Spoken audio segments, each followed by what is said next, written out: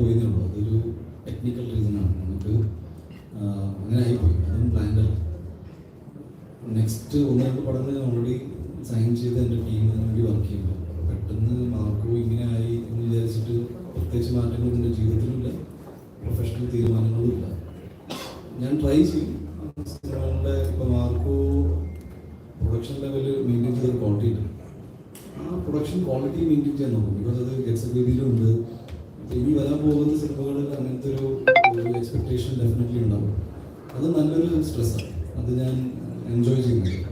അടുത്ത സിനിമ ഏതാണ്, ഏത് സിനിമ ചെയ്താലാണ് കുറച്ചും കൂടി നമുക്ക് ഗ്രോത്ത് ഉണ്ടാവുക. ഞാൻ കാരണം ഇപ്പോൾ മലയാള സിനിമയിൽ എന്തെങ്കിലും ഒരു ആഡ് ഓൺ സംഭവിക്കുകയാണെങ്കിൽ നല്ല രീതിയിൽ എനിക്ക് സന്തോഷമേ ഉള്ളൂ. എന്ന് വെച്ചാൽ ഞാൻ ഒരു പാൻ ഇന്ത്യ സിനിമകൾ ചെയ്യാൻ ഒരു സ്ഥലത്ത് പോലും മാർക്കോസ് പാൻ ഇന്ത്യ മൂവി എന്ന് ഞാൻ എൻ്റെ ടീമിൽ പറഞ്ഞിട്ടില്ല. ആ സിനിമ മെറിറ്റ് സഞ്ചരിച്ച സിനിമയാണ്. ആ സിനിമയ്ക്ക് അങ്ങനത്തെ ഒരു ആക്ഷൻ, അങ്ങനത്തെ ഒരു സ്വഭാവമുണ്ട്, പെട്ടെന്ന് ട്രാവൽ ചെയ്യും. Let's baby is A bigger concept vice കുറച്ചും കൂടി യൂണിവേഴ്സൽ സബ്ജക്റ്റാണ്. പക്ഷെ അതിൻ്റെ പാക്കേജിങ്ങിൽ നമുക്ക് എല്ലാ റീജിയനിൽ എല്ലാ ആൾക്കാർക്കും നമ്മുടെ തമാശകൾ പറഞ്ഞിട്ടോ അല്ലെങ്കിൽ ഈ സബ്ജക്റ്റിന് റീമേക്ക് ആവാൻ സാധ്യതയുണ്ട്. റീമേക്ക് ഒക്കെ ആയി കഴിഞ്ഞാൽ ലെറ്റ്സ് ബേബി എന്ന മലയാളം സിനിമ റീമേക്ക് ചെയ്ത് ഇന്ന സ്ഥലത്ത് പോയി. ബിക്കോസ് ഈ ഗൈനക്കോളജി അല്ലെങ്കിൽ IVF സർവീസ് ഒക്കെ ഡിസ്കസ് ചെയ്ത ഒരുപാട് സിനിമകളുണ്ട്. നമ്മുടെ റിലീസിന് മുന്നേ ഒരുപാട് ഹിന്ദി സിനിമകളുടെ റീമേക്ക് ആണോ ഈ സിനിമ എന്ന് ആൾക്കാർ കമൻറ്റുകൾ ഉണ്ടായിരുന്നു.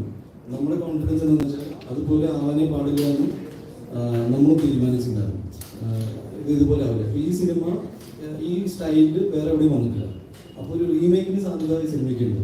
ഇപ്പോഴും ബെസ്റ്റ് പാർട്ട് ഇസ് ദാറ്റ് എൻ്റെ ഈ പടത്തിൻ്റെ ഹിന്ദി വേർഷനും തെലുങ്ക് വേർഷനും എൻക്വയറീസ് വരുന്നുണ്ട്.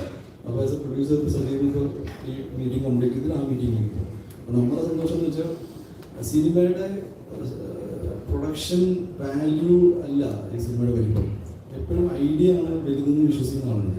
ചിലപ്പോൾ എക്സിക്യൂട്ട് ചെയ്യാൻ ഇപ്പോൾ മാർക്കോ പോലെ നമുക്ക് അത്രയും പൈസ ഇതിന് വേണ്ടി വന്നില്ല. പക്ഷേ ഈ സബ്ജക്റ്റിന് വേണ്ടി ഒരു നല്ല തുകയുണ്ട്.